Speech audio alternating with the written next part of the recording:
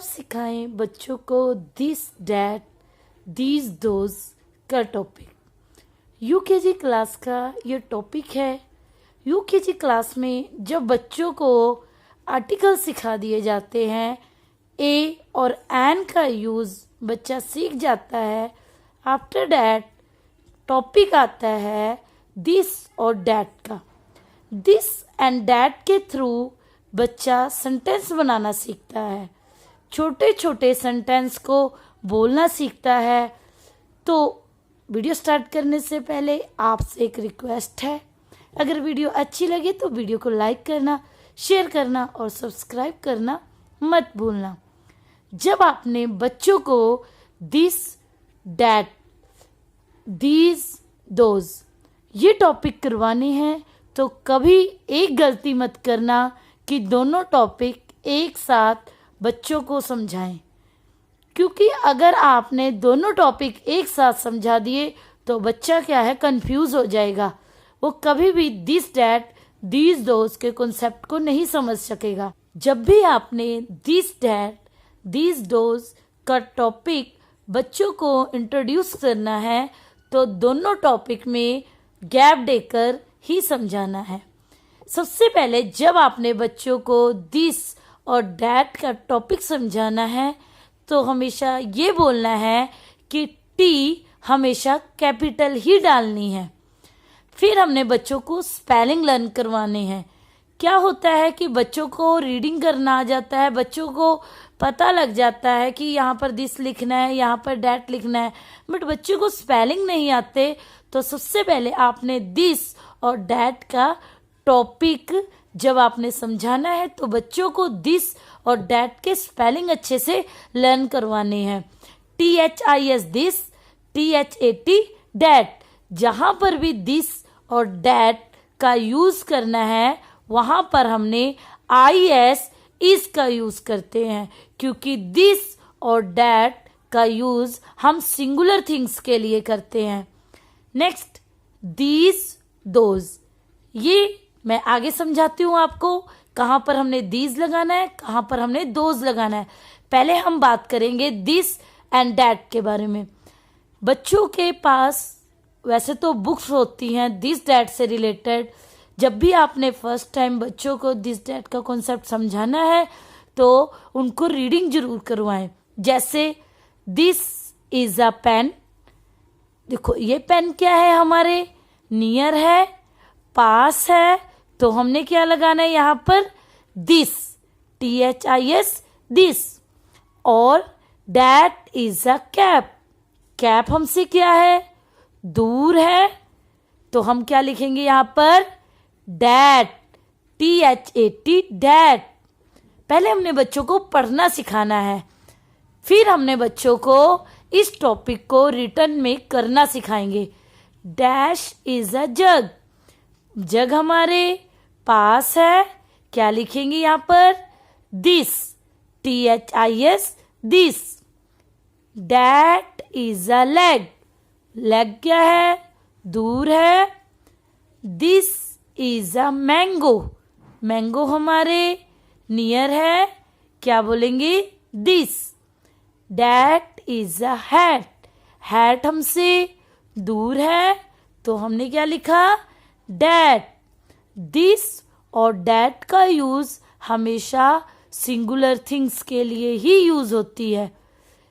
फिर हमने बच्चों को इस तरह रिटन में लिखना सिखाना है कि दिस और डैट कि इस तरह आपने वर्कशीट बनाकर देनी है और बच्चे को प्रैक्टिस करवानी है। दिस और डैट, कहाँ पर दिस आएगा, कहाँ पर डैट आएगा।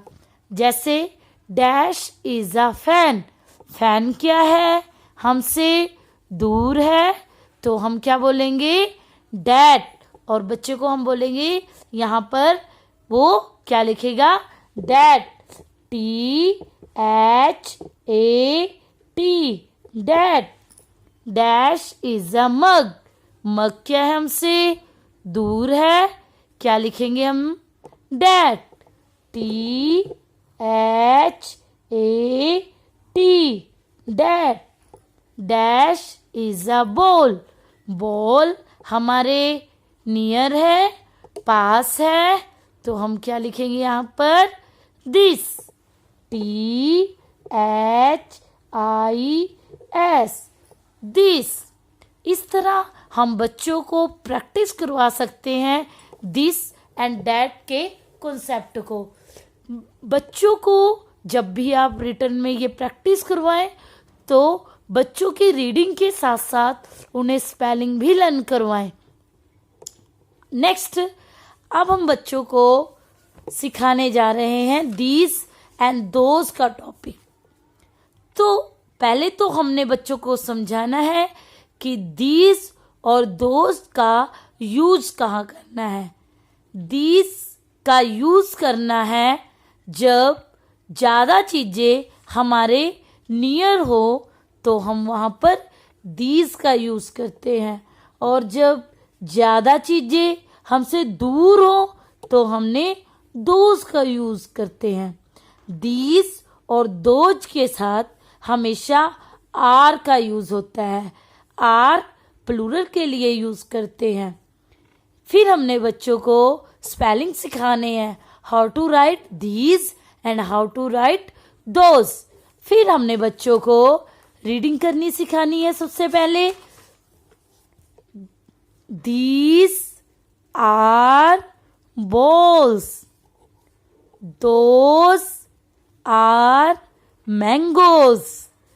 बेटा these are balls, देखो balls ये हमारे पास में है, तो हमने क्या लिखा यहाँ पर? these dash are mangoes। mangoes one से ज़्यादा है, मीन्स प्लूरल है, तो हम यहाँ पर क्या लिखेंगे? those dash are mats। mats क्या हमसे दूर है और ज़्यादा है, तो हमने क्या लिखा यहाँ पर? those are mats। dash are an eggs। An का यूज कहाँ किया? वावल के साथ। एग्स हमारे पास है, तो हमने क्या बोलना है? These are an eggs. Dash are girls. Girls हमसे दूर है और ज़्यादा है, तो हम क्या बोलेंगे यहाँ पर? Those are girls. तो बच्चों को पहले आपने रीडिंग पर जोर देना है, पहले इस कॉन्सेप्ट को अच्छी तरह से समझाना है पिक्चर्स के थ्रू। आफ्टर दैट आपने बच्चों को प्रैक्टिस करवानी है रिटन में दीज एंड दोज के कॉन्सेप्ट को। Dash are hats. हैट्स क्या बेटा? दूर है हमसे और ज़्यादा है, तो हम क्या लिखेंगे? दीज की दोज। तो हम यहाँ पर क्या लिखेंगे? THOSE, those. Dash are jugs. Jug हमारे नियर है और ज़्यादा है, तो हम क्या लिखेंगे? दीज। THESE,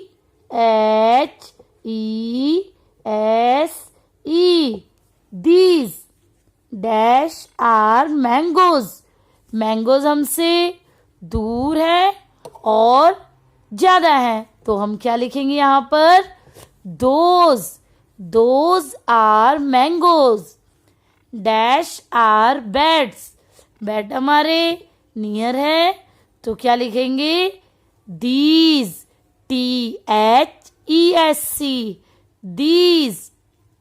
जब आपने बच्चों को रिटन में दीज, दोज, दिस, डैट दोनों टॉपिक अच्छी तरह से समझा दिए, बच्चे को लिखना आ गया, बच्चे को समझ आ गया कि दिस का यूज़ मैंने कहाँ करना है, कहाँ पर मैंने डैट लगाना है, कहाँ पर मैंने दीज लगाना है और कहाँ पर मैंने दोज लगाना है, तो आप बच्चों को इस तरह वर्कशीट बना कर दीजिए जिसमें आप दिस, डैट, दीज, दोज सभी को मिक्स कर डालिए और चेक करें कि बच्चे को क्या अच्छी तरह से समझ आ गया है।